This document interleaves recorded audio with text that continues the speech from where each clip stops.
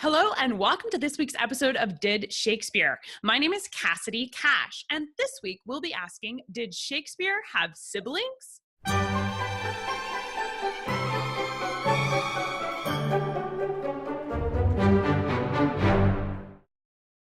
The short answer is yes, Shakespeare did have siblings. He had 7 of them, in fact, and this week at Did Shakespeare, we're going to introduce you to Shakespeare's 7 siblings. William was one of 8 children, and I think it's only fair to go through the 7 siblings he had in birth order, so we'll start with Joan Shakespeare. Now, John and Mary Shakespeare had 8 children, and the first one was named Joan. They would actually have another daughter later and also name her Joan, so don't get confused. But the first one was named Joan. Their first child doesn't have many records attached to her. She does have a baptismal record, and there is a record of her having died from plague. The Shakespeare's second child was named Margaret, and she was born in 1562. Like her older sister, Margaret did not live out of infancy and died when she was just 1 year old, likely from the plague, but we aren't actually told what Margaret's cause of death was. William Shakespeare was John and Mary's third child, and he was born in 1564. 2 years later, the Shakespeares gave birth to William's younger brother, Gilbert.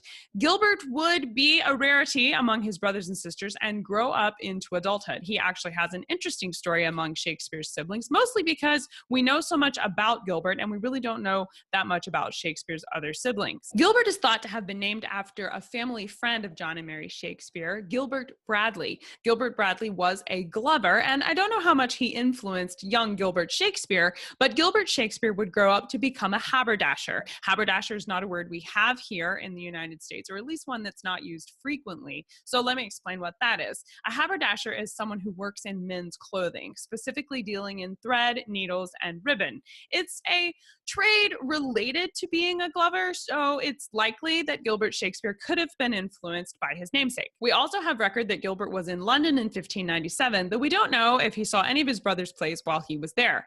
Gilbert and William were at least acquaintances, though, because there is a signature reference where Gilbert Shakespeare signed an agreement where William had bought some land in Stratford. So he stood in as witness on that agreement for his older brother. Gilbert lived a long and successful life, but he never married. He died a bachelor in 1612 at the age of 46. In 1569, John and Mary Shakespeare would give birth to another daughter, and this is the second Joan. They reused the name of their first child, and this particular Joan was determined to make a way for herself, and she would go on not only to survive to adulthood, but she outlived all of her siblings, including William, and she lived to be 77 years old. There's actually a portion of one of the cottages at Shakespeare Birthplace Trust where William Shakespeare's house was in Stratford. A portion of that house is where Joan was allowed to live out her remaining years, and she would live there and outlive her older brother. Joan married William Hart and had 4 children, and 2 of them died in childhood, but her son, William Hart, would follow in his famous uncle's footsteps to become an actor. He would actually perform with the King's Men in the 1630s. His most noted role is for playing Falstaff. I have to think that the younger William Hart was influenced by his famous uncle in becoming an actor, and it's even possible that being named for his father, he was as much named for his uncle William as well. It was common for parents to name their children after well-established community members, and of course, when William Hart was born, William Shakespeare was well-established in the community in Stratford. So that would make sense, but I don't have any evidence for that. That's just me thinking out loud. Interestingly, it is Joan Shakespeare II's genetic line is the only one surviving today that is connected in any way to the bard. William Shakespeare's direct granddaughter died childless, so William Shakespeare's direct line does not have any descendants, but you can technically say you're related to William Shakespeare if you are descended from Joan and William Hart. In 1572, the Shakespeares gave birth to another daughter named Anne.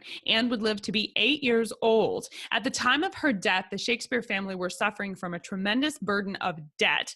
Financially, they were not well off, but despite this fact, they threw an unusually elaborate funeral for Anne. In 1574, when William would turn 10 years old, Mary Shakespeare gave birth to Richard. By this time, William Shakespeare had likely seen one, if not multiple plays from the traveling companies that had visited Stratford. So he's already thinking about becoming a playwright and going to London to be in the theater. Richard lived into adulthood, but not much is known about him. We do know that he died in 1613, a year and a day after his older brother Gilbert. William Shakespeare's last sibling was named Edmund. Edmund was born in 1580 when William was 16 years old. William had been removed from grammar school by this point, and his family was suffering from financial bankruptcy. It's highly likely that William had already headed to London or was making serious theater plans to enter the theater industry in London by the time Edmund was born. By the time Edmund was 16 years old and old enough to make his own decisions, his older brother was well established in London and had a good reputation as a playwright. You can tell that Edmund was highly influenced by his older brother's success because Edmund went to London to become an actor. Edmund was not particularly good at acting, but some historians give him credit for simply having bad luck. Edmund died before his 30th birthday in 1607, and his brother William planned an elaborate funeral for Edmund, ringing tolls across the Thames to honor his brother. Additionally, Edmund's funeral was held in the morning. That's against tradition. Most funerals were held in the afternoon, but it's thought that William Shakespeare planned Edmund's funeral for the morning instead of the afternoon so that Edmund's fellow actors who would have been acting in an afternoon could attend the funeral service. So that's the lowdown on William Shakespeare's 7 siblings. That's it for this week here at Did Shakespeare. My name is Cassidy Cash, and I hope you learned something new about the Bard. If you liked this video, please hit like and subscribe to the channel. Every like and subscribe that these videos get helps us reach more people. And as you know, as Shakespeareans, we love our friends. So become our friend and hit subscribe. And I'll see you next week.